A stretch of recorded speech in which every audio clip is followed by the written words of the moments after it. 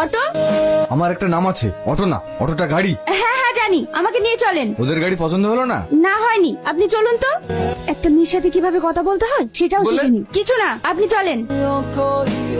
কোথায় যাবেন? জানি না। জানি না মানে? জানি না মানে জানি না। আমি আপনাকে যেদিকে যেতে বলবো সেদিকেই চলুন। এই দাঁড়ান দাঁড়ান দাঁড়ান, এদিকে না, এইদিকে চলুন। চলে এসেছি, নামুন। আপনি কোথায় নিয়ে আসলেন? সামনে তো নদী। আপনিই তো বললেন এখানে আসতে। না না, পেছনে চলুন। উঠুন। এদিকে। আপনি নামুন তো, আমি আর কোথাও যেতে পারবো না। কোথায় যাবে না যাবে সঠিক ভাবে বলতে পারছে না। একবার এদিকে একবার ওদিকে। আপনি আমার ভাড়াটা দিন, আমি চলে যাবো। আমি আর আপনার গাড়িতে যাব না, এই নিন আপনার ভাড়া। এখানকার মানুষ যে এত খারাপ হয় আগে জানতাম না। কি হলো, কাঁদছেন কেন? সেটা আপনার জানার দরকার নাই। একটা কথা বলুন তো, আপনি কোথা থেকে এসেছেন আর আপনি যাবেন কোথায়? জানি না। হ্যালো, তুমি আমার ফোন ধরছো না কেন? সেই ভোর থেকে ফোন করেই যাচ্ছি। আমার ফোন সাইলেন্ট করা ছিল, বুঝতে পারিনি।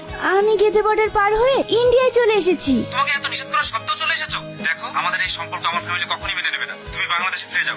কি? তখন তো ফোনে খুব বড় বড় কথা বলতে, আমাকে নাকি দেশের বর্ডার ভেঙে নিয়ে আসবে। বিয়ে করলে তোমাকেই করব। আর আমি এখন যখন সবকিছু ছেড়ে চলে এসেছি আর তুমি আমাকে দেশে ফিরে যেতে বলছো। Hello hello. এই সালে প্রেম ভালোবাসা এরকমই হয়, হাজারো স্বপ্ন দেখিয়ে মাঝপথে ছেড়ে চলে যায়। তুমি সিগারেট খাবে? হ্যাঁ, শুনেছি নাকি সিগারেট খেলে টেনশন কমে। ঠিক আছে, তুমি অত টেনশন করো না, তোমার বয়ফ্রেন্ডকে আমি খুঁজে দেবো। গাড়িতে ওঠো। না, আমি যাব না। এত রাতে কোথায় যাবে? ওঠো তো। এসো। মা মা।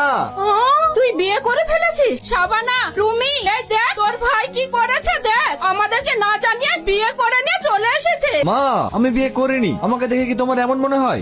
ভাবি কিন্তু খুব সুন্দর, আমার ভাইয়ের পছন্দ আছে। চুপ। তাহলে এই মেয়েটা কে? ভিতরে এসো, সব বলছি। এসো ভাবি, ভিতরে এসো। এবার বলছি ওকে। তোকে আর বলতে হবে না, আমরা ওর মুখ থেকে সব শুনেছি। তুমি কোনো চিন্তা করো না মা, তোমার বয়ফ্রেন্ডকে যতদিন খুঁজে না পাচ্ছ ততদিন তুমি এই বাড়িতেই থেকো। আর এই তুই ওর বয়ফ্রেন্ডকে খুঁজে পেতে সাহায্য করবি, কারণ ও এখানকার কিচ্ছু চেনে না। এটা আমার ভাইয়ের ঘর। এটা তোমার ভাইয়ের ছবি না? হ্যাঁ, আমার ভাই গোল্ড মেডেলিস্ট, ইঞ্জিনিয়ার কলেজে টপার ছিল। তাহলে তোমার ভাই অটো চালায় কেন? আরে অটো আমার ভাইয়ের না, আমার ভাইয়ের বন্ধুর। আমার ভাইয়ের সঙ্গে অ্যাক্সিডেন্ট করে ওর বন্ধুর একটা পা ভেঙে যায়। ভাই ওকে ক্ষতিপূরণ দিতে গেলে নেয় না, তাই ও যতদিন সুস্থ না হয় ভাই ওর অটো চালিয়ে ওর সংসার চালিয়ে দেয়। বাহ, খুব সুন্দর তো। হ্যাঁ, আমার ভাই খুব ভালো। এমন ভাই অনেক ভাগ্য করে পাওয়া যায়। আমার আব্বা মারা যাওয়ার পর এই সংসারটাকে তোমার ভাই আগলে রেখেছে। তোমার ভাই এখনো বিয়ে করেনি? না, ও কোনো মেয়েকে বিশ্বাস করে না। কেন? ভাই কলেজ লাইফে একটা মেয়েকে ভালোবাসতো, তখন আমার ভাই বেকার ছিল বলে মেয়েটি ভাইকে দেখে অন্য একটি চাকরিজীবী ছেলেকে বিয়ে করে চলে যায়। তারপর থেকে ভাই আর অন্য কোনো মেয়েকে বিশ্বাস করে না। এসো মা, তুমিও খেয়ে নাও। না খালা, আমি খাবো না। কোনো জায়গায় বেরোলে না খেয়ে যেতে নেই। এসো তো, আমি তোমাকে খাইয়ে দিচ্ছি। সরি। হঠাৎ সরি কেন?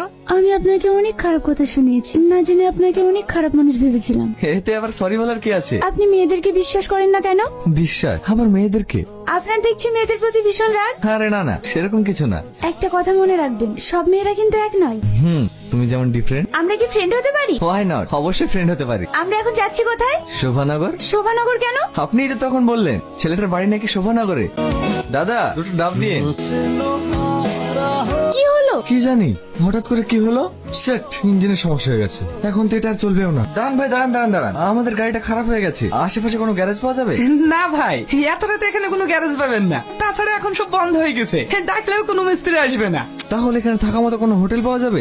না না ভাই, এই গ্রামে কোনো থাকার মতন হোটেল পাওয়া যাবে না। তাহলে এখন থাকবো কোথায়? ভাবি, আপনাদের যদি কোনো আপত্তি না থাকে তাহলে আজকের রাতটা এই গরিব ভাইটার বাড়িতেই থেকে যাবেন। আসেন ভাই, আসেন, ভিতরে আসেন। কই গো, দেখো আমি কাদেরকে নিয়ে এসেছি। আমি তো ঠিক চিনতে পারলাম না। তুমি চিনবা কি করি? ভাইদের বাড়ি কলকাতায়, সেইখানে গাড়ি খারাপ হয়ে গেছে, তাই আজকে রাতটা থাকার লেগে হোটেল খুঁজছিল।